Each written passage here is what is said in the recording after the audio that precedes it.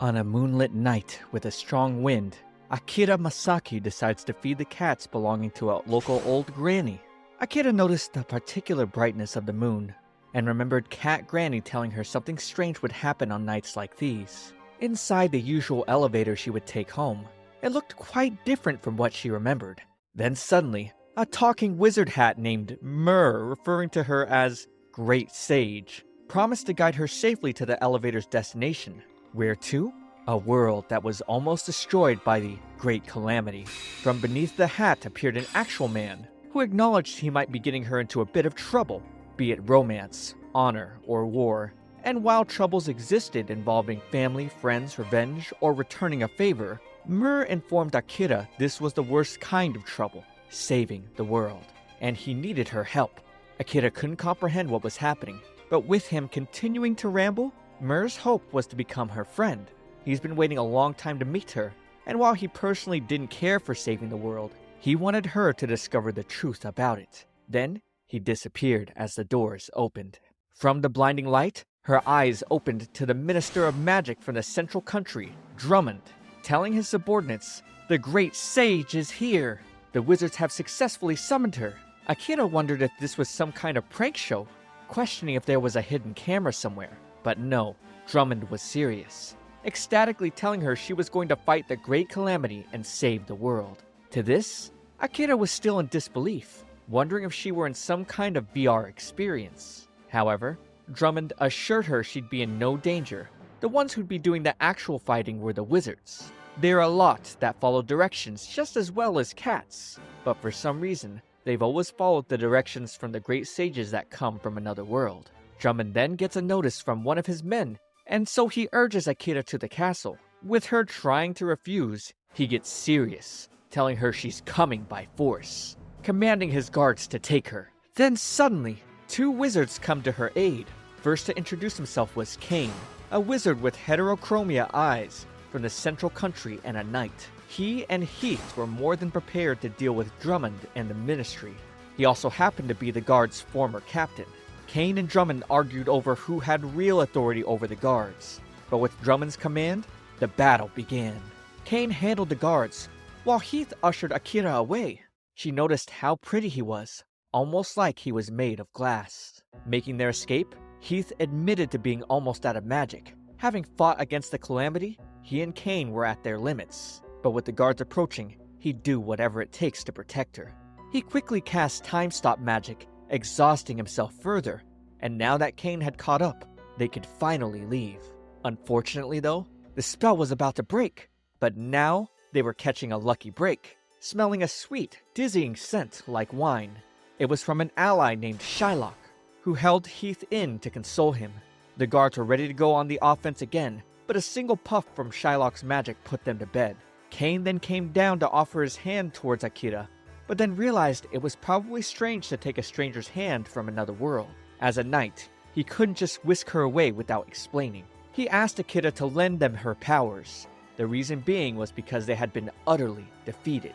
Crushed in a battle they usually win easily each year. He didn't believe they let their guard down or go easy on the enemy. But Grandpa Drummond and the others were mad, thinking they got careless. That wasn't the truth though. Without realizing what was going on, they had lost the battle and half their comrades. Kane didn't want to lose anything else. He knew his request for her help was selfish. He knew this wasn't Akira's world, and maybe she had things she wanted to do.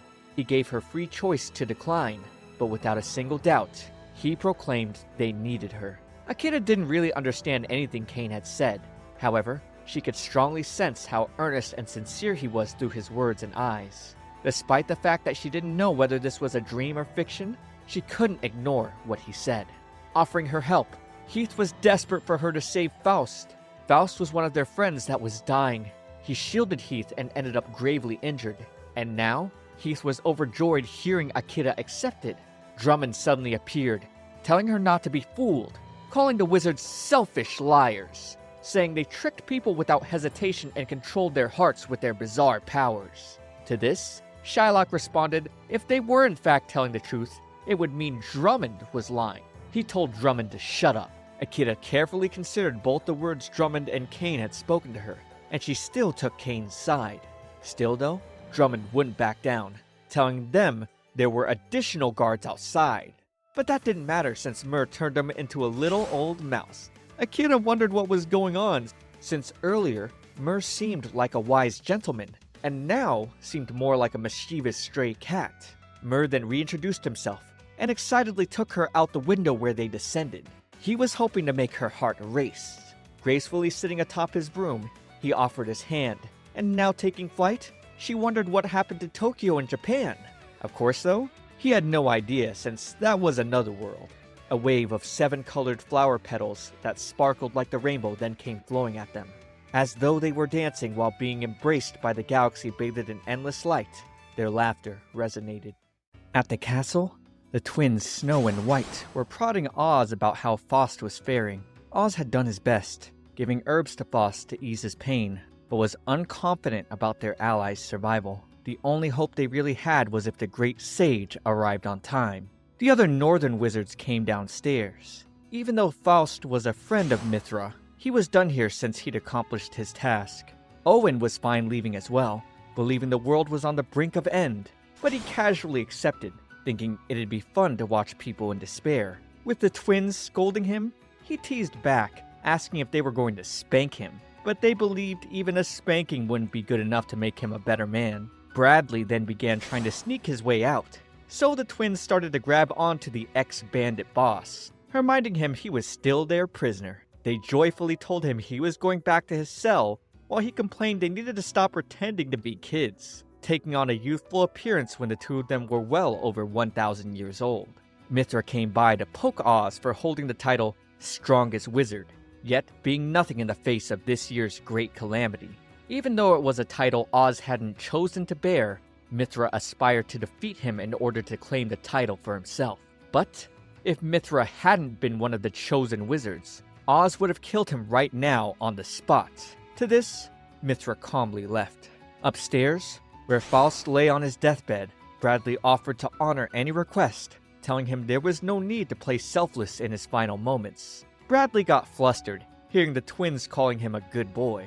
Despite the well wishes, Faust had nothing to wish for. He loathed humans for being despicable and doing nothing but destroying themselves. He felt the fate of this world served them right. They were reaping what they sowed. As Bradley pointed out Faust being as gloomy and depressing as ever, the twins told him to be quiet, feeling it was only natural for someone who had lived like Faust to curse the whole world. But then suddenly, Akira and the rest of the gang arrived, and seeing her, Oz immediately recognized her to be the sage. Heath came down to Faust's side, who was losing his life, so Oz had Akira take his hand, and taking it, the room emanated in a whirling light that restored Faust back to health. He didn't seem too happy though, cursing them a little for stopping his sweet release of death. The room was filled with happy emotions, especially Heath, relieved that his master was saved. Oz then tried to take off, since he'd once again fulfilled his duty.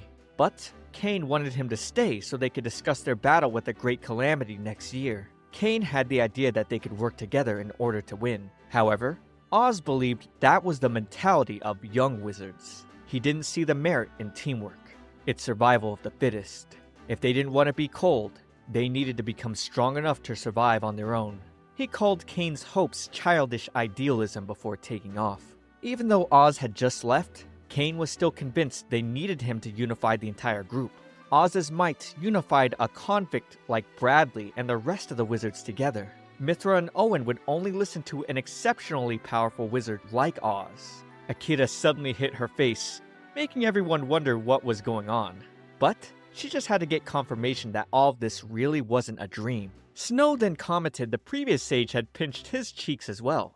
Akira was surprised to hear about a previous sage, and thus, the twins offered their hands, taking her to the library, where they gave her the sage's guide, written by the former sage. It was written in a language none of the people here could understand, but upon opening the book, Akira read the Japanese excerpts. October 30th. Looks like I'm not waking up from this Halloween dream. I'm having fun, so whatever. November 3rd. The witches are really cute. We had a parade today. It was cool being treated like celebrities. November 10th. Is this dream a bit too long? Is it even a dream at all? How can I get back to Japan? I miss ramen, Odin, and curry too. Akira's eyes widened, reading, "It's no use. I can't go home. I have to live here for the rest of my life. The wizards, they tricked me." The twins turned back, asking what was wrong, but Akira could not admit what she had just read to them. She wondered if she was fated for the same. The twins giggled, saying she looked like a lost child, and if she was a child now, then they should become the adults. They held hands, transforming themselves to adult forms, offering to pat her head. Witnessing their magic caused her to fall to her knees. This was too much for her. She then asked them if they'd been lying to her, but they assured her their childlike forms were their true ones. It's just that wizards had long lives, and their bodies stopped aging once their magic reached its prime. They decided to sit beside her, picking up that she didn't feel good being unable to return home. Being twins, they weren't familiar with loneliness, but they had experienced it for the first time when they had lost each other. Snow explained that White has been dead for a long time, and that he was a ghost. Yet, Akira could still feel his grasp. But White did confirm he was no longer alive, and that Snow simply tied their souls together to preserve White's afterimage. Snow couldn't stand the thought of being alone. They praised Akira's choice to help Faust out, despite her loneliness and fright. They wanted to thank her. Akira then opened the guide to the next page, which read, "I was wrong." She couldn't believe it, but the previous sage then mentioned he only started doubting the wizards in moments of depression. She then asked the twins to describe the last sage, and Snow described him as a clever young man, rather chatty and a raven-haired businessman. Akira assumed the last sage had worked for a black company, and turning the page, it read, "Good news! How to go back home. The Prince of the Central Kingdom, Arthur, agreed to help me look for a way to go home. Arthur's such a sweet kid. I want a little brother like him." The twins knew Prince Arthur, calling him a kind child that was always worried about the previous sage. They would have loved for Akira to stay with them, but they could understand her missing her friends and family. They informed her that Cain could take her to see the prince. That night, she continued to read through the guide, relieved that there was a way to actually return. Staring at the moon, Myrrh was upset his beloved Calamity was gone for now. Shylock then came by, commenting on how Myrrh was the only one who bid farewell to the great Calamity with such longing in his voice. He questioned if Myrrh was the reason this whole disaster had happened. Myrrh replied he couldn't help it though. He loved shiny things. To this, Shylock wondered if they just eliminated Myrrh, would they be able to save the world? And perhaps if he told this to the other wizards, would they execute him? Shylock didn't mind the stray cat personality Myrrh had taken on now, but missed how he used to be. Myrrh had once been a great philosopher, forward-thinking and understanding more ancient knowledge than anyone else. His deep wisdom and integrity were envied by many. However, Myrrh didn't care about any of that, still admiring the beauty of the moon, not caring at all that his soul was shattered and mind displaced from that. The next morning, Cain came to visit Akira, but he couldn't see her for some reason, only hearing her voice.